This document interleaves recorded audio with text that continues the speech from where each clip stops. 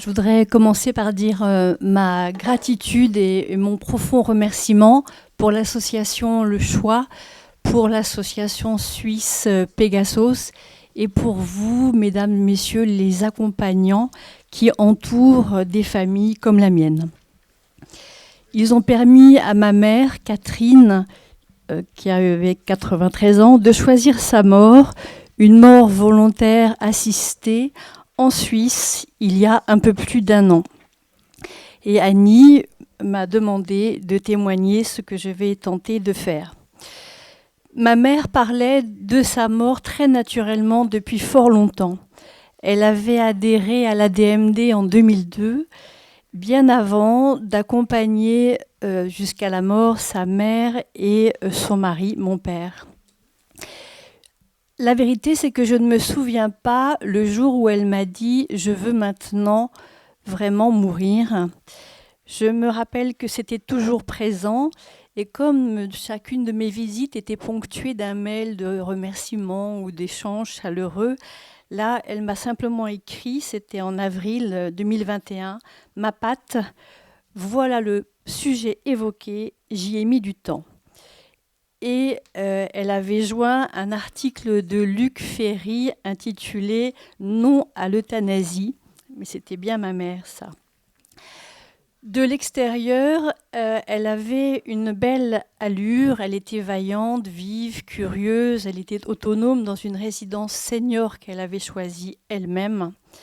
Mais de l'intérieur, c'était une femme qui était souffrante de partout, arthrose, elle avait des difficultés à marcher et elle voyait que sa dépendance allait s'accroître.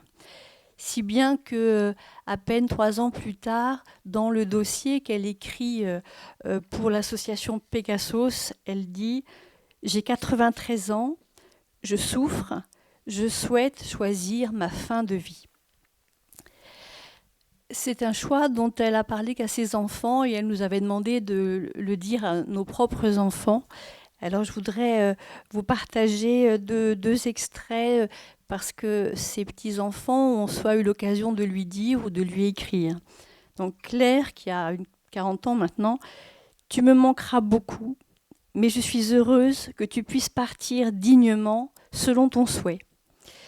Tu m'accompagneras en pensée chaque jour et je chérirai mes très nombreux souvenirs avec Daddy et toi. » Un autre témoignage, donc c'est mon fils, à sa grand-mère, donc « Mamie, je t'admire toujours plus car c'est ton courage qui te permet d'entreprendre cette démarche qui m'impressionne et que je respecte beaucoup.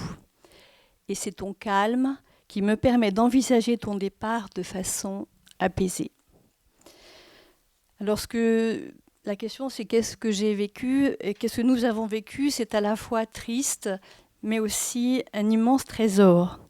Bien sûr, les démarches ont été longues, absurdes, parfois cruelles.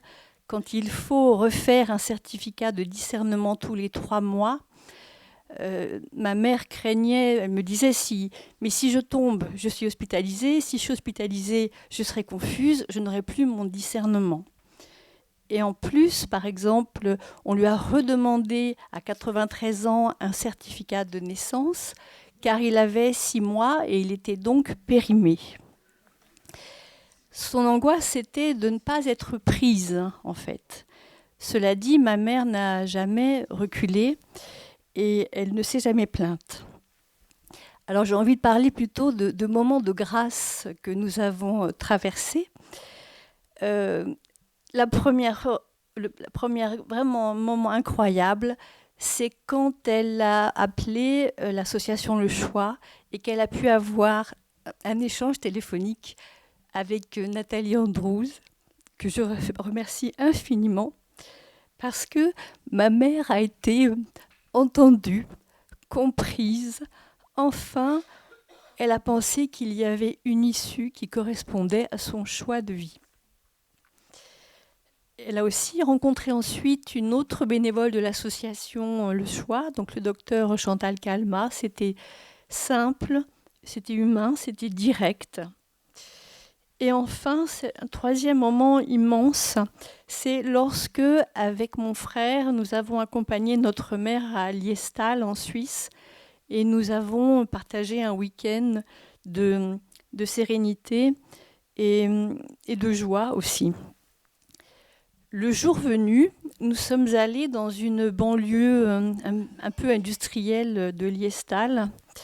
Dans une grande pièce lumineuse, on a été très bien accueillis par des personnes, deux que nous connaissions déjà. Et nous étions donc 5 pour accompagner ma mère.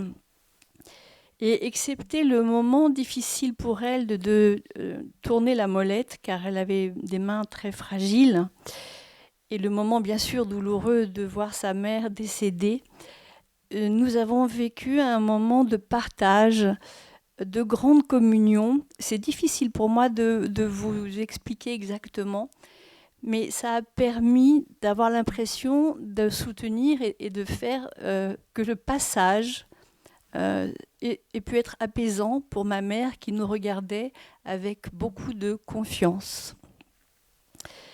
Alors la question qu'on m'a posée, c'est alors votre deuil, ben, vous l'avez compris, il est apaisé, hein, parce que ma mère a vécu ce qu'elle a voulu, ce qu'elle a choisi.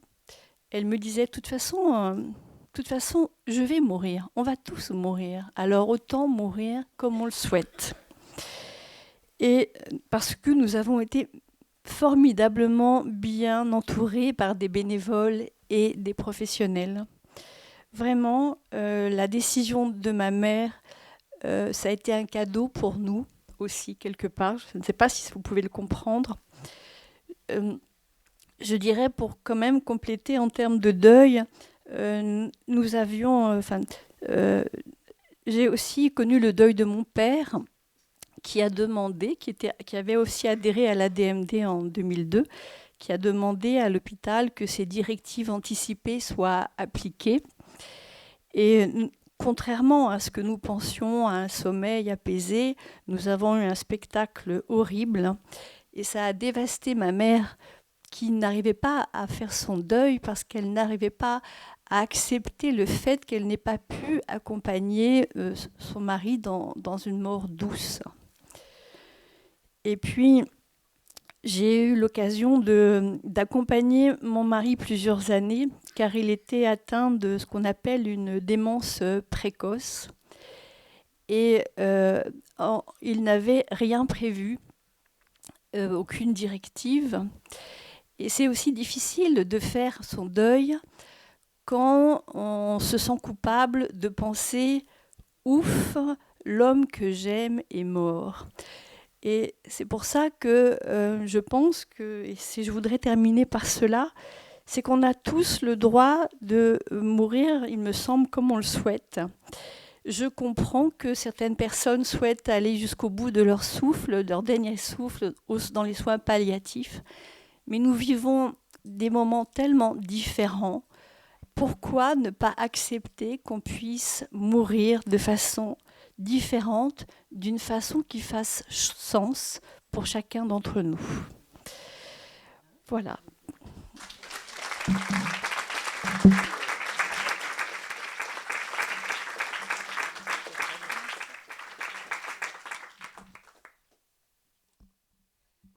Peut-être avant la pause.